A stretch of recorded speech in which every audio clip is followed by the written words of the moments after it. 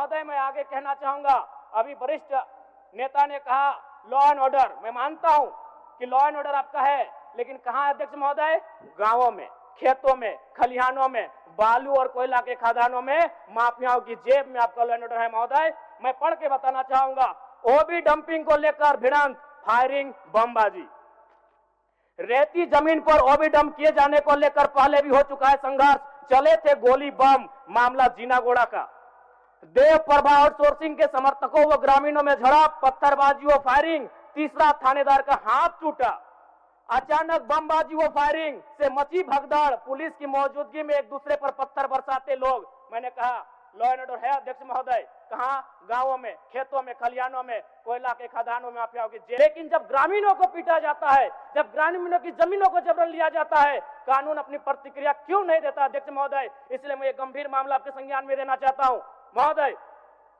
माननीय सदस्य जयराम जी। बाकी कोई नहीं है सर? नहीं, अभी समय भी नहीं है जी, ठीक है।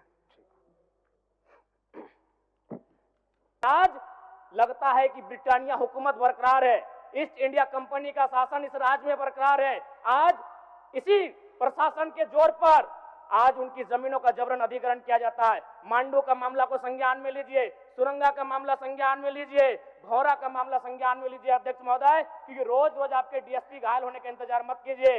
विधि के समक्ष अगर सब बराबर हैं तो रैयतों को भी जान जाती है, रैयतों को भी चोट लगता है। इस मामले को संज्ञान में लेंगे महोदय।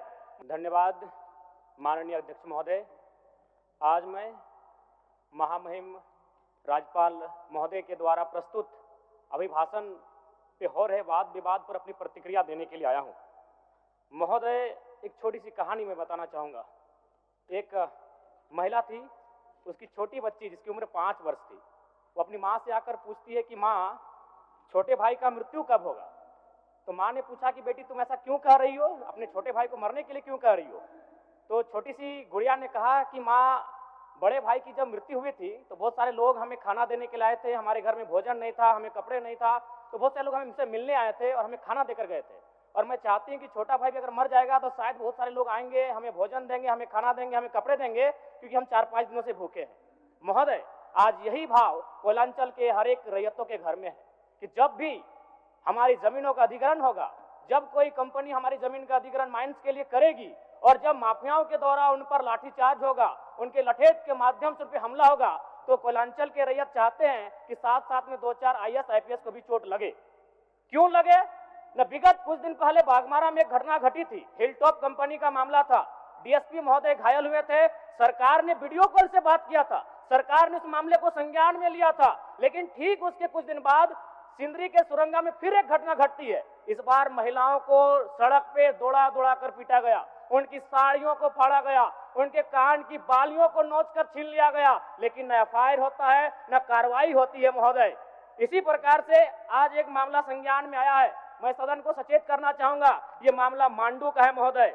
मांडू के प्रभावित गांव बसंतपुर, पचड़ा, कोतरे, बालमहुआ, हुरदाग, रहवान, पचमो, इचाकडी, बरगैया, ठोठाटा, लइयो, दनिया, यहाँ एक कंपनी है। उस कंपनी का नाम है पावर मेक लिमिटेड और उसकी सहयोगी कंपनी अमर इंडिया लिमिटेड। इनके माध्यम से खनन का कार्य होना है अध्यक्ष महोदय। विगत 2-3 दिनों से लगभग 500 की संख्या में महिलाएं धरने पर बैठी हैं। ये मामला मैं सरकार को आपके माध्यम से संज्ञान में देना चाहता हूं। अगर सरकार संवेदनशील है, क्योंकि लॉ एंड ऑर्डर की बात करती है, ये सामाजिक न्याय की बात करती है, विधि कानून की बात करती है, तो भारतीय संविधान आर्टिकल 14 कानून के समझ सबको बराबरी की बात करता है। एक डीएसपी घायल हुए, आपने लॉ एंड ऑर्डर को हाथ में लिया, डीआईजी आईजी ने मार्च किया, डीएसपी ने संज्ञान में लिया, डीसी घटनास्थल पर गई। भारतीय संविधान आर्टिकल 301 कहता है, क्योंकि इससे पहले जो जमीन का मामला था वो हमारा मौलिक अधिकार था, लेकिन संशोधन करते हुए 300A में डाला गया है। वर्तमान वो हमारा मौलिक अधिकार न होकर संवैधानिक अधिकार है अध्यक्ष महोदय। और वो क्लाउज कहता है कि जिसके पास भूमि नहीं है सरकार उसे भूमि आवंटित करेगी, लेकिन यहाँ दुर्भाग्य इस राज्य का कि जिनकी भूमि है सदियों से, हजारों वर्षों से वो भूमि पर वो जोत कोड़ करते हैं। और अध्यक्ष महोदय, मामले को गंभीरता पूर्वक संज्ञान में लीजिए अध्यक्ष महोदय। फिलहाल मांडू के मैंने जिन गांवों का नाम जिक्र किया है, अभी भी 500 महिलाएं धरने पर बैठी अध्यक्ष महोदय। अगर सरकार इस मामले को गंभीरता पूर्वक नहीं लेती अध्यक्ष महोदय, तो बागमारा और झरिया जैसी घटनाएं मांडू में घटित होने में देर नहीं लगी अध्यक्ष महोदय। इसलिए मैं चाहता हूं कि इस मामले को आप संज्ञान में ले। दूसरी बात अध्यक्ष महोदय, मैं आपके माध्यम से एक अत्यंत गंभीर मामला संज्ञान में देना चाहता हूं। धनबाद जिला तोपचाची प्रखंड अंतर्गत पिपराडी गांव, आजादी के 78 साल बाद भी उस गांव की सड़क मुख्य सड़क से जुड़ नहीं पाई है। उनका मामला आता है अभयारण्य भूमि, सेंचुरी का भूमि का मामला संज्ञान में आता है। अध्यक्ष महोदय, मैं सदन के माध्यम से सरकार से पूछना चाहता हूं कि पारसनाथ पहाड़ में सड़क बन सकता है तो पिपराडी गांव में क्यों नहीं बन सकता है अध्यक्ष महोदय। पारसनाथ पहाड़ में जिन लोगों की सड़क की जरूरत थी अध्यक्ष महोदय, चूंकि वह धनी लोग थे, वो संपन्न लोग थे, इसलिए पारसनाथ के पहाड़ में जो कि सेंचुरी अभयारण्य है सड़क चली गई, लेकिन पिपराडी गांव सड़क नहीं जा पा रही अध्यक्ष महोदय। ये तोपचाची प्रखंड का मामला है, इसे संज्ञान में लेंगे।